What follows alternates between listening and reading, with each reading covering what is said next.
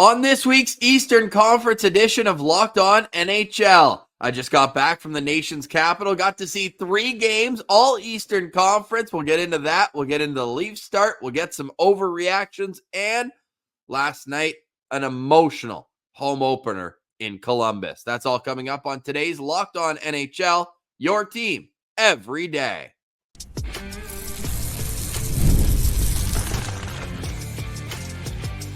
You're Locked On NHL, your daily podcast on the National Hockey League.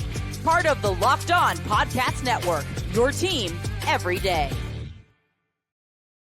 Welcome back. It's another edition of Locked On NHL, your team every day. We're part of the Locked On Podcast Network, where we have local experts on the biggest stories. Alongside Mike DiStefano from Locked On Maple Leafs, I'm Ross Levitan from Locked On Ottawa Senators. And I should clarify, I was in our Canadian nation's capital, although the Washington Capitals down south had an amazing game last night. Alex Ovechkin becomes only the 6th player in NHL history to have 700 goals and 700 assists. We'll get more into that a little bit later. Mikey, how's the first week of the season treating you?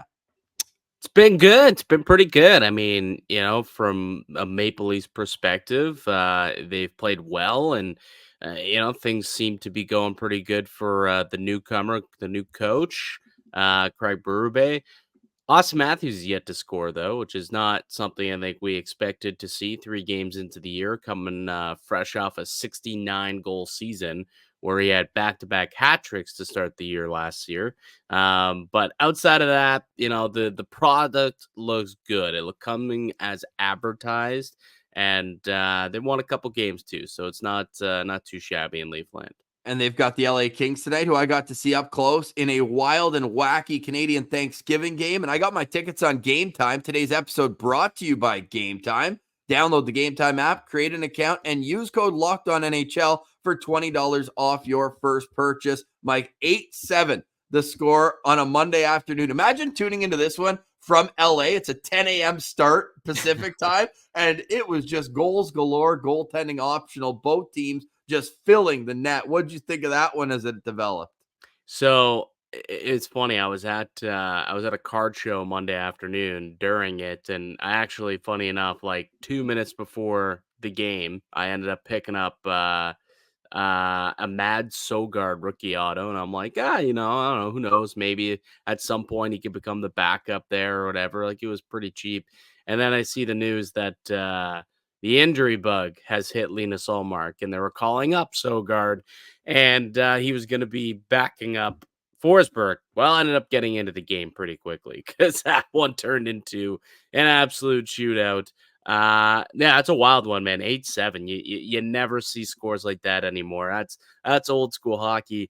It just seemed like goaltending was optional that night. Goaltending was optional, I would say. But it did seem like Ottawa was the far better team, just couldn't get a save to save their life. No, 7 goals on 26 shots for the LA Kings in that game. Ottawa had 8 on, I believe, 36 or 39. They had like 40 shots. I got it here, 41. Yeah, it was wild. The highest combined score in a Senators game ever, 15 goals. On Sunday, there were 4 games in the NHL, and there were 14 combined goals in those games. In Ottawa, 15 on Monday. And Josh Norris, just if you're a fan of good comeback stories, him getting the 7th and 8th goals in the win, huge after missing so much time the last couple of years with a bum shoulder. So that was a good sign. And also, power plays were not optional in this game, Mikey. The Senators go 4 for 6 with the man advantage, and LA goes 3 for 5. We had 7 power play goals in this game. It was a ton of fun to watch. And if you're an LA Kings fan, for more, Eddie Garcia's got you covered over at LA Kings Locked On. We'll get more into that with overreactions, because I've been riding an absolute roller coaster. I was at the Sens home opener. They beat the Florida Panthers of all teams, right? And it's an emotional game. The Matthew Brady Tkachuk storyline, the Stanley Cup champs coming to town. It was a very tight game where Ottawa got an early lead, and then they relied heavily on Linus Ullmark after that. And they couldn't do that on Saturday. The Montreal Canadiens gave them a beatdown. Would have been 10 straight wins for Ottawa over Montreal, but they could not get it done. The Habs, and man, I think let's actually touch on the Habs a little bit here, because they've had also a bit of a roller coaster start to the season. they've relied a lot on Samuel Montembeault. He has been fantastic to start the season. Are you buying in to Habs fans saying they're going to be in the mix throughout this entire season? Not one bit. Not one bit, because I've watched a couple of Habs games so far, and the product, like, if you didn't watch the games, I guess you would say, "Oh, good start for the Habs. They've won a couple games. Okay, that's good for them." They haven't looked good in those games. Like against Toronto, I thought the Maple Leafs kind of took it to them. And if you look at like their heat map and you look at the shot charts and all the underlying numbers, they're getting absolutely creamed. So like they're not playing very well. Defensively, they've been a mess. And Montembeault's had to just bail them out time after time again. And it eventually caught up to them. Well, they give up 5 goals the other night. So, I think it was 6 with an empty netter. yes. If I'm not mistaken, against Pitt. Yeah, so it eventually caught up to them, and I think the early season, you never know what you're going to get at from a team. They look pretty good first couple games. But statistically, I guess they won the first couple of games, but that's not a very good hockey team. It's a young and inexperienced blue line. It's a forward group that's they've got some guys, but when it comes to playing defense, it's not quite Cole Caulfield's calling card. It's not Slavkovsky's calling card. So they're cheating a little bit and they're getting caught. So I'm not a believer in the Montreal Canadiens this year. I mean, are they going to be better than they were a year ago? Probably, but that's not that hard to do. And I think Montembeault's a good goalie. Don't get me wrong; they've got a good goaltender that back there. But ultimately, no, this is not a team that I think is going to be competing for a playoff spot. Spin zone for the for guys like us who are covering teams rival to the Montreal Canadiens.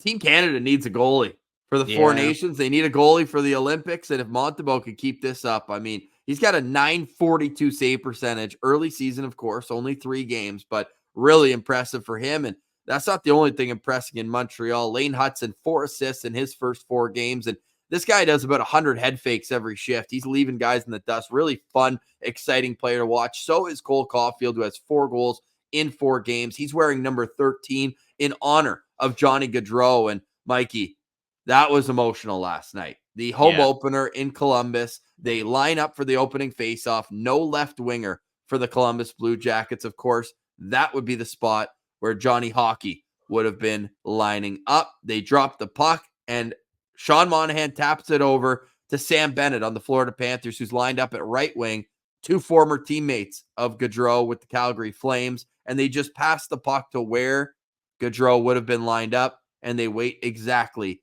13 seconds. I got goosebumps just hearing it now 12 hours later, but that was as well done as the Columbus Blue Jackets could have handled an absolutely devastating situation. Yeah, it was a touching tribute. Absolutely touching tribute. They hung a banner up in the rafters, and even after Monahan scores his goal, points up to the banner, points up to the heavens, like that one was for you, Johnny. And it was a really emotional night. You wish it had the storybook Disney ending of them winning the game, but Florida's a really good hockey team. It's tough to beat the Florida Panthers. They tried though, man. 38-22, the shots, man. It was close. Spencer Knight had a great game. Yeah, he did. And it was close. They gave it the old college try and did well. But it still doesn't take away from, how great of a night and how much respect I have for the Columbus Blue Jackets and the organization. Real class act job. Honoring Johnny and Matthew Gaudreau, the tribute at the beginning too. It was like a 5-minute video. They posted on their social media. You can go find that at the Columbus Blue Jackets website, and I'm sure our guy Jay Forster is going to be talking about that over at Locked On Blue Jackets. And you mentioned Sean Monahan scoring. I also thought it was fitting that the first goal of the game was Cole Sillinger, assisted by Kent Johnson.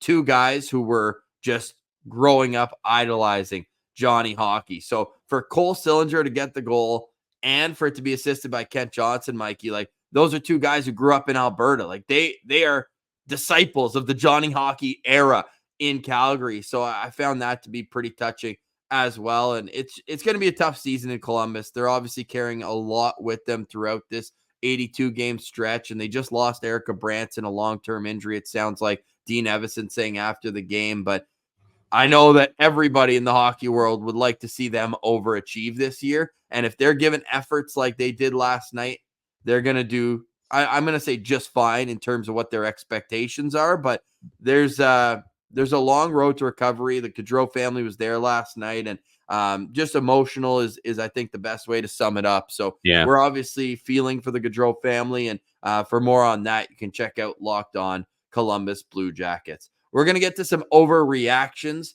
in the first week of the season. The Tampa Bay Lightning. Every team that I say is going to take a step back just absolutely puts it on my throat and steps down. The Boston Bruins did it 2 years ago with a historic season. This Tampa Bay Lightning team is legit. How legit, we'll discuss next and more. You're listening to Locked On NHL, your team every day.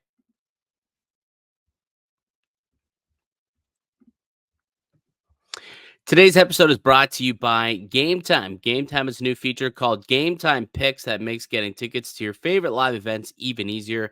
Game Time Picks filters out the fluff to show you only incredible deals on great seats so you don't have to waste time searching through thousands of tickets. Game Time Picks curates and makes it easier to save more on sports, concerts, comedy, theater events, whatever you're looking to get tickets for. They've got tremendous seat views where you can get yourself a panoramic view from your seat in the app before you buy it, so you know exactly what your view is going to look like. And they've got the lowest price guarantee, or Game Time will credit you 110% of the difference. Take the guesswork out of buying tickets with Game Time. Download the Game Time app, create an account, use code LOCKEDONNHL for $20 off your first purchase. Terms apply. Again, create an account, redeem the code LOCKEDONNHL for $20 off. Download Game Time today. What time is it? Game Time. It's also time for PrizePicks, new sponsor alert. We love PrizePicks here at Locked On Network. It is daily fantasy sports made easy. PrizePicks, the best way to make real money on sports action. With over 10 million members and billions of dollars in award winnings, PrizePicks has made daily fantasy sports accessible to all.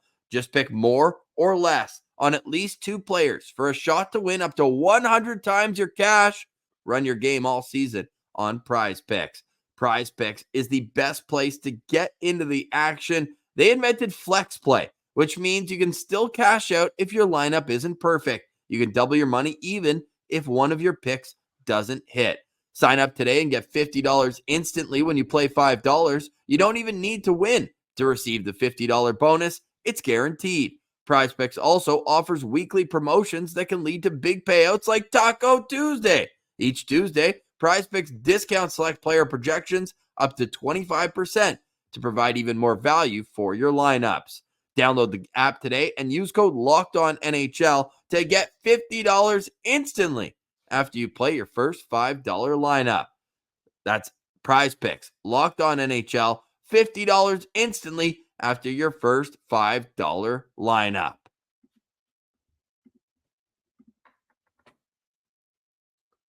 Welcome back, Locked On NHL, your team every day. We're part of the Locked On Podcast Network, where we have local experts on all the biggest stories across the National Hockey League. I'm Ross Levitan from Locked On Ottawa Senators, alongside Mike DiStefano from Locked On Maple Leafs with some Week 1 overreactions. Let's pick up on the Lightning. Of course, they've only played twice due to that postponed game against the Carolina Hurricanes because of the hurricane that struck the Gulf Coast of Florida. We're obviously thinking about all the people down there and hope that everything can return to normal as soon as possible. One thing that's normal down there is the Tampa Bay Lightning winning hockey games. They get another victory last night, a convincing one at that, 4-1 over the Vancouver Canucks. And it's just the top players. We were talking about their lack of depth. It doesn't matter, Mikey, when Nikita Kucherov's got 4 goals in 2 games. Braden Point's a huge piece of their success here as well. Jake Gensel fitting in like a glove. And, oh, yeah, that Andrei Vasilevsky guy, pretty good at stopping pucks.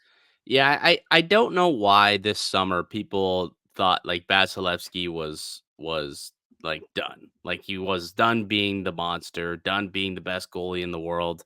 Like, that's just not the case. And honestly, it was really annoying all summer long having people say, the Lightning, I don't know how they're going to be. They lose Stamkos. Vasilevsky took a step back last year. It's like, dude, that team is still very good. They lost Stamkos, but then went and added Jake Gensel. And they went and they added Ryan McDonough back to their team, who we know they missed dearly over the last 2 years.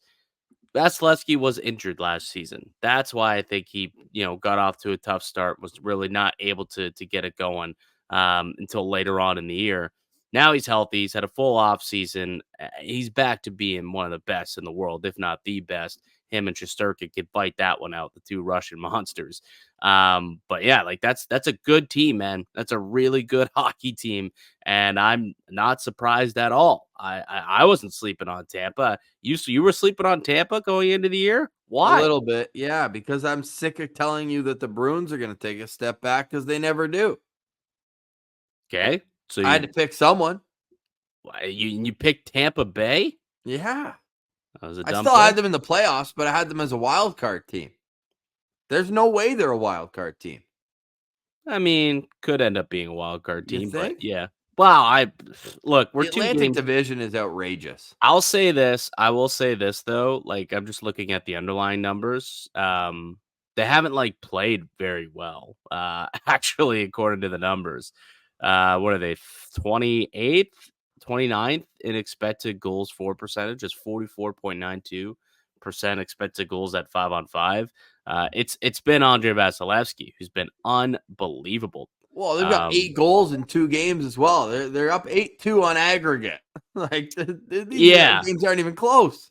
Yeah, no, but again, offensively, the expected goals for 2.85 per game. So they're performing a little above expectation. I would say their PDO is probably a little high at this point. I would say, top 5 in the league right now.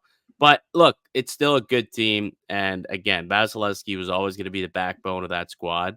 So as long as he can get back to being the best goalie in the world, that they're going to win a lot of hockey games. They just are, and they've got great offensive talent. Kucherov scored a hat trick in the opening night, scored again last night. Hagel, Point, Cirelli scored a goal last night. I'm pretty sure. They've just got a lot of talent on that team. They'll be fine. Perfectly fine. So we'll continue to follow the Tampa Bay Lightning throughout this season. What's your biggest overreaction from what you've seen a week into the year?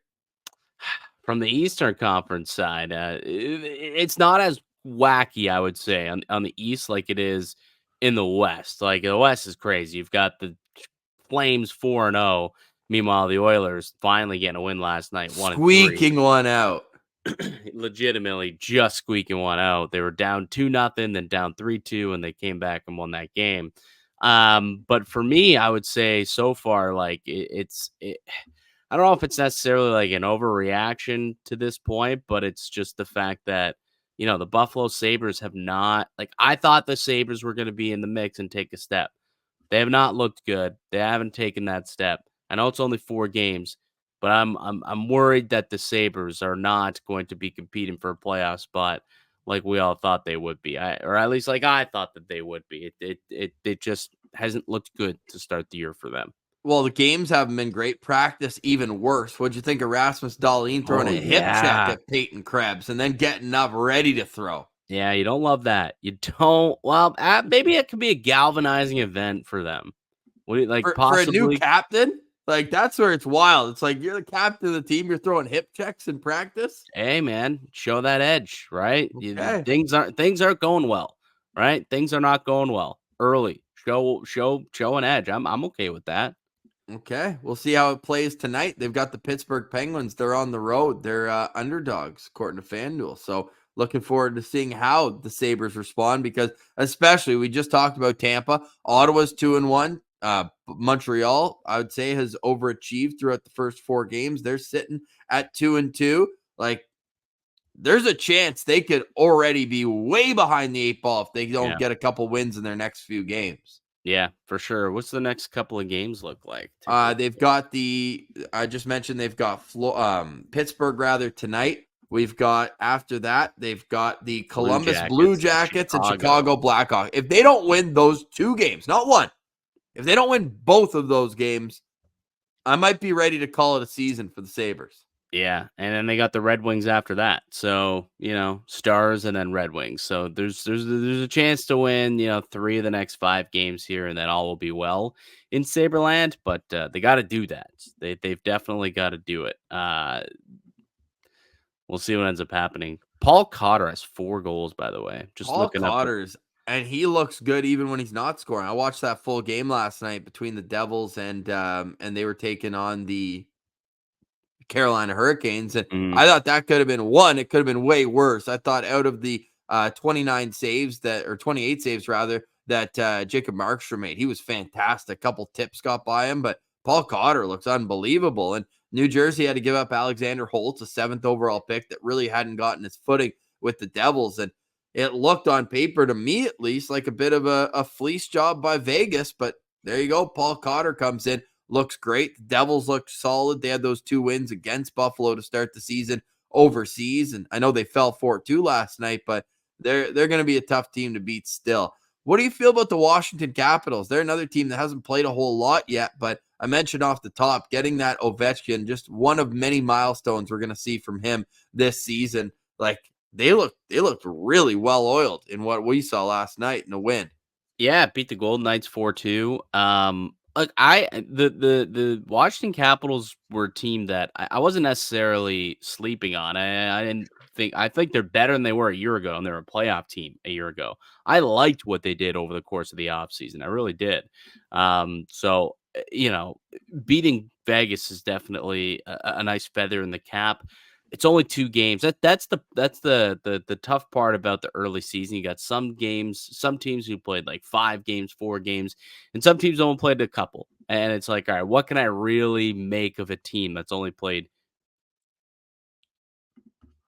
just a couple games, right? And you're just looking at them like, hey, well, can we sustain this? How do you feel about that too, Mike? You like the fact that some teams are already up at 5 games played. Florida Panthers already have 5 games played, and these others are sitting at 2. Well, that's a lot considering that. Like, I could see Jersey's up to 5 games because they played 2 before anyone even. They're at 6. Preseason was still going on. Yeah, they've got 6 games, so like that I could see. But like, we've only been 1 week into the NHL season. Like, literally, we've only played. There's been 7 nights of action, of NHL action, and somehow they have played 5 games. Like, that's just a lot of hockey right off the hop. And get this, I know it's Western Conference, but I'm based in Winnipeg right now. They played Sunday, and they're 3-0. You want to keep playing, right? They don't play Monday, Tuesday, Wednesday, or Thursday. They went Sunday to Friday. Yeah, the Leafs have a really, really weird schedule too, where they played 3 and 4 nights to start the year, and then off Sunday, Monday, Tuesday, play Wednesday, off Thursday, Friday, play Saturday. So they only have 1 game from the Saturday night win against why am I blanking? They just played Pittsburgh. 1 game in between, bookending your hockey night in Canada Saturday nights. 1 little game in between on a Wednesday tonight against the Kings. Really weird schedule making. Amazing. Whatever. Hey, hockey's back, right? Like we can part hairs over the schedule, but every night we got hockey, including 4 games on the schedule tonight. Just that one all East matchup, the Buffalo Sabres in Pittsburgh, 7:00 start. We've also got the Boston Bruins in Colorado. And after the break, I want to talk about the Bruins, specifically their 4th line. That's coming up next. You're listening to Locked On NHL, your team every day. Today's episode is brought to you by our friends over at FanDuel. It's America's #1 sportsbook. Over at FanDuel, you can make every moment more. Our friends over at FanDuel make sure that you're getting the best odds, and not only are you getting the best odds, but you can bet in-game as well. You can go to their website and you can check out the latest stats, live play-by-play, and so much more on the same page that you make your bet. So get into the season with a big return on FanDuel. Because you're a listener of Locked On NHL, you'll get started with $200 in bonus bets guaranteed when you place your first $5 bet. I know a lot of Habs fans are running to FanDuel. They want those Lane Hudson Calder Trophy odds. I see you guys in Montreal. You want the odds? We got the odds for you over at FanDuel, the awards odds. What do you think Lane Hudson's Calder odds are right now? Plus 400. Plus 480. Get that value into you. Lane Hudson, third shortest odds behind Logan Stankoven and a guy we'll talk about in the next segment, Matvei Michkov, leading the pack at plus 220. All that courtesy of FanDuel. FanDuel is America's #1 sportsbook. Go get started with $200 in bonus bets guaranteed when you place your first $5 bet. That's FanDuel.com. FanDuel.com. Welcome back, Locked On NHL, your team every day. We're a part of the Locked On Podcast Network where we have local experts on the biggest stories. Shout out to the everydayers out there that like, subscribe, comment, and engage with each and every Locked On NHL show. I always like to say that if you're playing a team, go listen to that host's Locked On show, and you'll get ready to get into all of the action. Matvei Michkov certainly got into his action. 2 goals last night against the Edmonton Oilers, his first 2 goals of his career. The Philadelphia Flyers, they get a much-needed point. However, would have been nice for them to go 2-1. However, with tough schedule to start, they're 1-1-1 in Philadelphia. I do like, though, how they're standing up for one another. Mikey, you see that Joel Farabee fight against Corey Perry? Love that. That was unreal, getting him in the mix there. And I don't know. I find when skill guys drop the gloves, you just get a little bit of juice on the bench. It's not, your typical fighter going out there and making things happen. You're able to get a real step forward in how things are looking when your skill guys go. I mentioned how Joel Farabee dropped the gloves last night for Philly. I think that's one of those team building moments where you get a skill guy dropping the gloves. You always love to see it. And it always gets you galvanized. And that team, they almost pulled out a win against Edmonton, and that would have been a 5-bell alarm if they lost to the Philadelphia Flyers. But yeah, Joel Farabee, Matvei Michkov, a couple of goals, man. That kid's coming as advertised early on, isn't he? He can wheel. Like, he's so much fun to watch in the offensive zone, especially. This guy's got so much jump, and he's just one of those guys where you can see the hype. Right? Same with Lane Hudson. You can see the moves in the offensive zone. There obviously is going to be some deficiencies in their game as a young player. They got to learn defensively, especially. But when you've got that type of ceiling offensively, a coach is happier to teach you the defensive side than try to push you to produce offense when that's your calling card for both those guys. Well, speaking of Lane Hudson, actually, today's a special day for hockey card collectors. It's the release of the flagship Series 1 hockey card set. Lane Hudson's Young Guns rookie card comes out today. That'll be a big time chase for the hobby. I wonder what Mark Kastelik's card is going for. Like pennies. I've got like 12 of them, unfortunately. Well, buddy, get keeping on those, because our guy Mike Kelly NHL, he's a host on the NHL Network, just an all-around great guy. Good Ottawa boy, right? So of course he is. But he got this stat going up.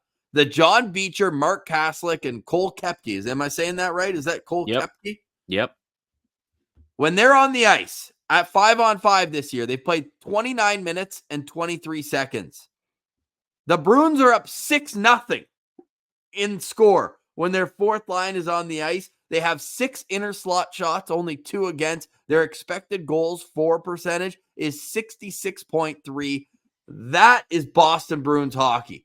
Big bodies, grinding down low, and getting results. So I just want to give a shout out to some fourth line grinders. And look, a lot of people just saw Mark Kastelik as a throw-in in the Linus Ullmark trade. He's always had the size, scored 50 goals in junior, and it just felt like he couldn't get a consistent amount of ice time in Ottawa to show that he could play. And he also didn't really finish checks all the time, but he's a tough customer, and I'm glad to see he's doing a lot better in Boston. So I'm sure they're happy about that. And when you still have Pasta and Pavel Zacha is looking good early this season as well. Like this, I said it before, I'll say it again.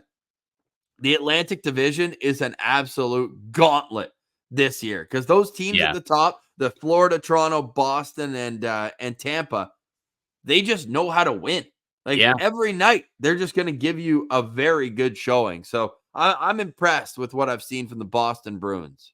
Well, the fourth line in Toronto, and oh man, and Ottawa, Zach McEwen, 2 tucks on Monday. 2 tucks for him, but just looking up on Money Puck, the expected goals percentage, the fourth line for Toronto, 91.7% through 11 minutes, I guess, or 2 games there at 5-on-5 here.